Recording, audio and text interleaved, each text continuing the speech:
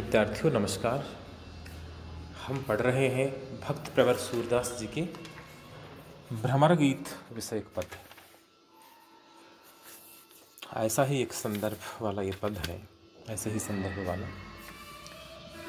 उद्धव आए हैं मथुरा से योग का संदेश देकर। उद्धव योग की प्रवक्ता है, निर्गुण ब्रह्म के व्याख्याता है, और गोपियां ईश्वर के सगुण रूप यानी कृष्ण के अनन्य भक्त हैं, अनन्य प्रेमिका हैं। अब उद्धव को अहंकार था कि मेरा जो योग मार्ग है, निर्गुण ब्रह्म की जो स्थापना करता हूं मैं योग मार्ग के माध्यम से, वह योग पंथ है, वही साधना का सर्वश्रेष्ठ पथ है। जबकि जो सगुण मत है वह द्वयम दर्जे का है, वह इतना महत्व का नहीं है, उसमें अज्ञान का मिश्रण भी है, ऐसा वे मानते थे। और इस ज्ञान गुरुता के अहंकार के कारण स्वयं कृष्ण को लगता था कि उद्धव के हृदय में ज्ञान तो बहुत है लेकिन प्रेम नहीं है, और प्रेम का पाठ पढ़ाने के लिए वे एकदम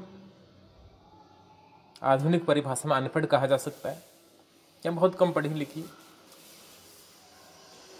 जो सामान्य ग्रामीण युवतियां हैं, गोपियां हैं, उनके पास में प्रेम का पाठ पढ़ाने के लिए भेजते हैं, कह के ये भेजते हैं कि जाओ और तुम योग की शिक्षा उन गोपियों को देके आ जाओ जो मेरे वियोग में बहुत अधिक दुखी है।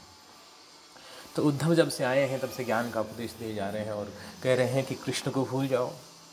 कृष्ण को असली भगवान तो नहीं, असली जो भगवान है तो ब्रह्म है, परमात्मा है, निराकार ब्रह्म है, और उसी ने युग और समय की मांग के आधार पर एक मानव शरीर धारण किया है, मनुष्य के रूप में अवतार लिया है।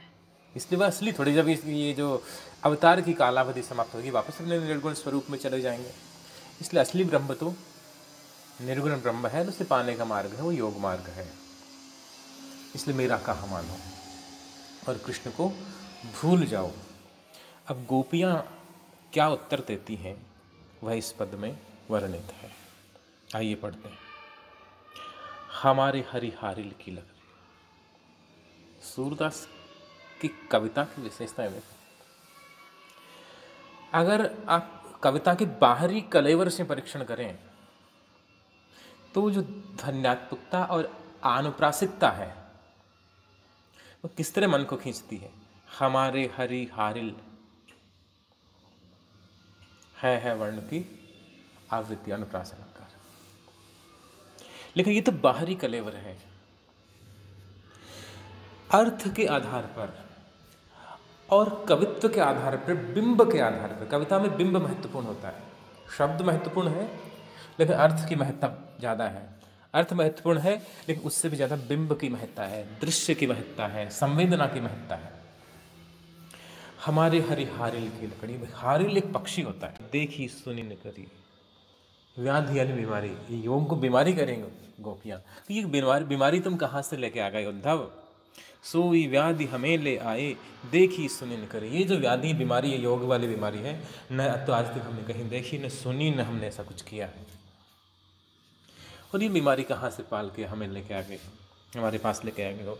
ये तो सूर तिन्हें ले दीजिए। बहुत महत्वपूर्ण बात है। सूरदास कह रहे हैं कि ये योग वाला उपदेश है ना, ये उद्धव उनको दो जिनके मन चक्री, जिनके मन चक्र की तरह घूमते रहते हैं, जिनका मन चंचल होता है, उन्हें योग का संदेश दो। वे ध्यान करेंगे, वे समाधि लगाएंगे, वे तपस्या करेंगे, वे व्रत उपवास करेंगे, वे कठोर काया साधना करेंगे, कृच्छ साधना करेंगे। ये उपदेश हमें क्यों दे रहे हैं। हमारा मन तो कहा ना कि कृष्ण में सोते समय, जागते समय और स्वप्न में निरंतर लगा रहता है, कृष्ण कृष्ण जपता रहता है। और हमने मन कर्म और वचन से, वाणी से कृष्ण को अपने हृदय में स्थापित कर लिया है। तो हमारा चित्त तो एकदम कृष्ण में स्थिर है, कृष्णमय हो गया है। तो फिर हमें इस योग के उपदेश की आवश्यकता नहीं है। ये उपदेश तो उन लोगों को दो जिनका मन चक्र की तरह घूम रहा है, जिनका मन चंचल है। अब हिंदी कविता के 1500, 1200, 1300 साल के इतिहास में हारिल पक्षी के संदर्भ को लेकर के और मुझे दो ही कविताएं ध्यान में आती हैं। ये सूरदास जी की हमारे हरिहारिल की लकड़ी। और दूसरी अज्ञेय की बहुत प्रसिद्ध कविता है जो यहाँ कर्म चेतना का प्रतीक बन करके आई है। उसमें भी हारिल को प्रतीक बनाया गया है। चल उड़ चल हारिल लिए हाथ में यही अकेला ओछा तिनका, ऊषा जाग उठी प्राची में कैसी बाट, भरोसा किनका, ऊपर ऊपर ऊपर ऊपर बढ़ा चीरता चल दिगमंडल, अनथक पंखों की चोटों से नभ में एक मचा दे हलचल, तिनका तिनका तेरे हाथों में है अमर एक रचना का साधन, तिनका तेरे पंजे में है विधना के प्राणों का स्पंदन। अज्ञेय जी ने वो जो हारिल के पंजों में दबा हुआ तिनका है उसको सर्जना का, रचनात्मकता का प्रतीक बताया है कि वे व्यक्ति की जो क्रियमाण शक्ति है, क्रियात्मक शक्ति है, सर्जनात्मक शक्ति है, उसका प्रतीक है। इसलिए उस तिनके को, इस तिनके का नन्हा सा सहारा लेकर के और तिनके से सुंदर नीड़ बुना जा सकता है, बड़ी से बड़ी रचनात्मकता का प्रदर्शन हो सकता है, बड़े से बड़ा रचना कौशल है वह सिद्ध हो सकता है। तो सूरदास ने पहले भी हुआ होगा, लेकिन सूरदास की इस प्रसिद्ध पद में हारिल का संदर्भ आया है जो एक निष्ठता का प्रतीक है। हारिल का लकड़ी से जो लगाव है, उससे जुड़ाव है, लकड़ी पर निरंतर पकड़े रखना है, वह एक निष्ठता को प्रतीकित करता है, प्रतीक है उसका। और दूसरा ये जो अज्ञेय हैं वो याद आते हैं, जो नई कविता प्रयोगवाद बड़े कवि हैं उनकी चल उड़ चल हारिल कविता। तो धन्यवाद। शेष जो पद हैं हम अगले ऑनलाइन क्लास में पढ़ेंगे।